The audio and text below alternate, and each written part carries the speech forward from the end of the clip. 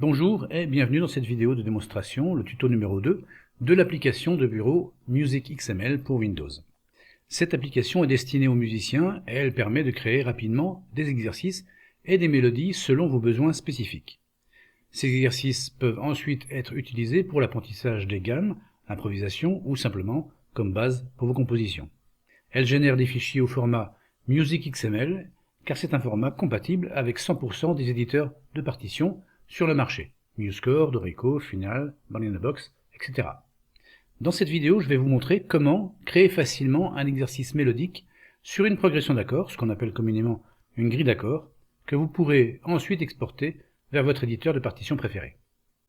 Commençons par nous rendre dans les paramètres généraux, ici. Nous pouvons donner un nom à notre exercice et un nom au compositeur. Ensuite, nous allons sélectionner une tonalité de base.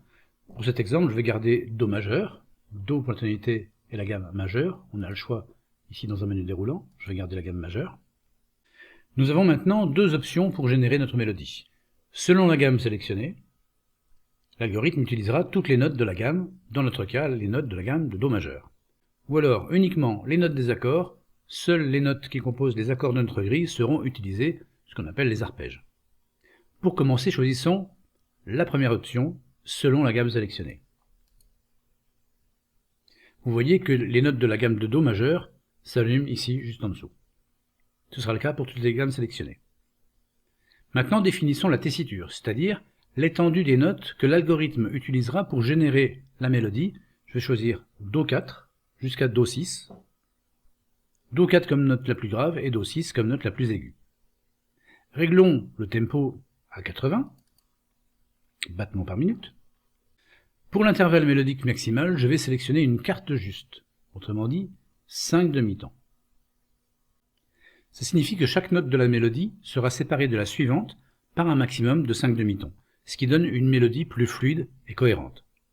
Je vais enfin cocher l'option « Créer une mesure de levée »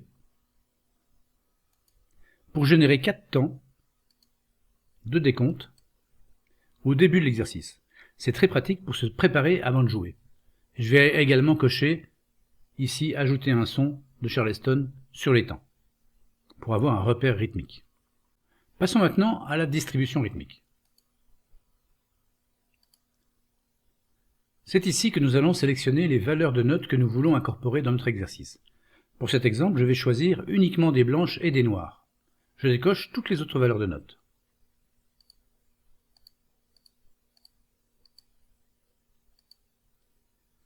Je peux ensuite ajuster le pourcentage de chaque valeur, disons 30% pour les blanches et 70% pour les noirs.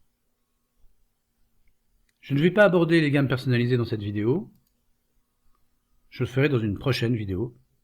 Passons donc à la grille d'accords, le nerf de la guerre de ce tuto. Je m'assure que l'option « Utiliser une grille d'accords » est cochée, et nous avons deux possibilités.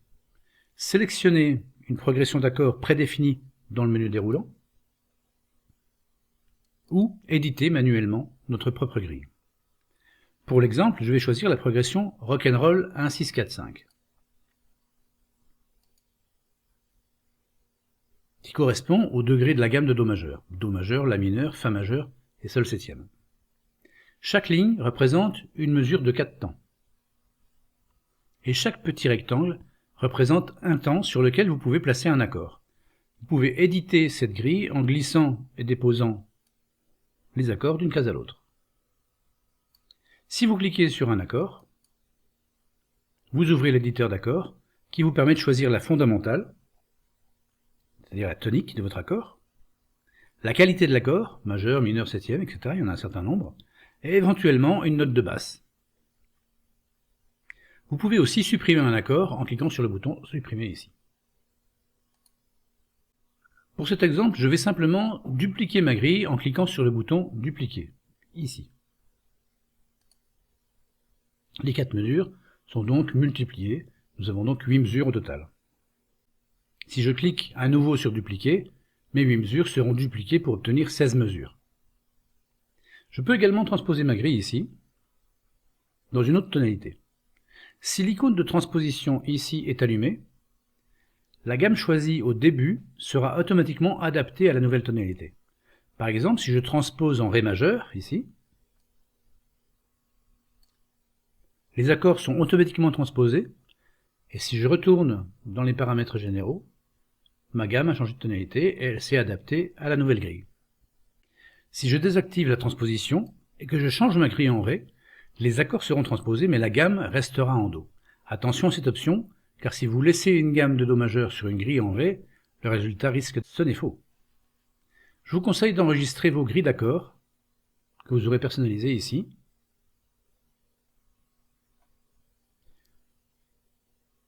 De leur donner un nom, surtout si vous enregistrez des grilles d'accords de morceaux que vous voulez travailler. Vous pouvez les sauvegarder et même les exporter au format JSON pour les partager avec d'autres utilisateurs de l'application. Maintenant que tout est configuré, nous pouvons générer notre mélodie en cliquant sur le bouton « Générer ». Une fois la mélodie générée, le bouton « Télécharger » s'active immédiatement. Et nous pouvons télécharger le fichier music.xml sur notre disque dur.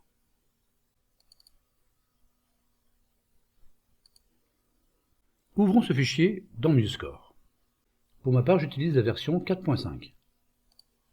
Nous voyons bien les 4 temps de décompte ici, suivi de notre mélodie composée de blanche, de noir, sur les 8 mesures. Nous pouvons bien sûr l'écouter.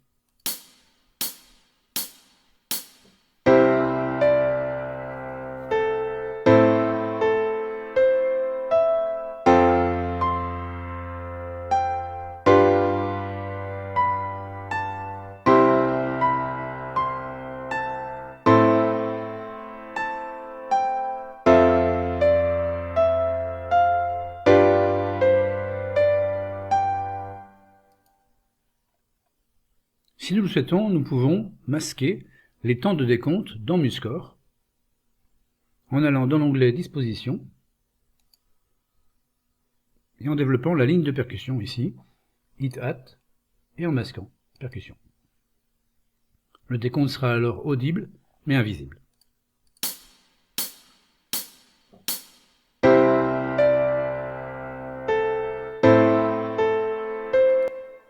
Revenons maintenant à notre application pour explorer la deuxième option dont je vous parlais au début. Dans les paramètres généraux, au lieu de sélectionner selon la gamme sélectionnée, choisissons uniquement les notes des accords. Vous remarquerez que la gamme est automatiquement désactivée, et lorsque nous générerons l'exercice, la mélodie sera composée uniquement des notes des arpèges des accords, sur l'accord de Do majeur, Do Mi Sol, sur l'accord de La mineur, La Do Mi, sur l'accord de Fa, Fa La Do, et sur l'accord de Sol septième, Sol Si Ré Fa. Cette option est très pratique pour travailler les arpèges d'accords et les enchaînements dans une progression d'accords spécifique.